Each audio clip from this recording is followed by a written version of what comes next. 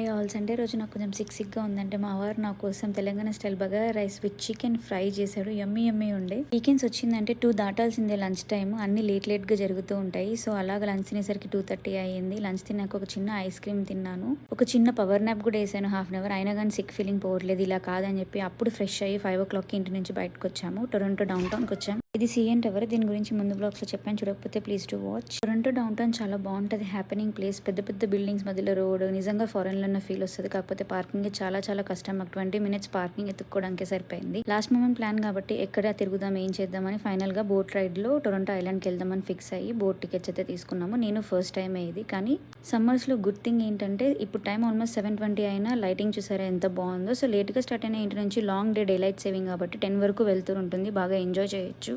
మేమైతే బోట్లో ఐలాండ్కి వెళ్తున్నాము. ఐలాండ్లో వ్యూ చాలా బాగుంది. సిటీ వ్యూ ఐలాండ్ నుంచి చాలా బాగుంది. నెక్స్ట్ వీడియోలో చూపిస్తాను. Please to subscribe. బాయ్.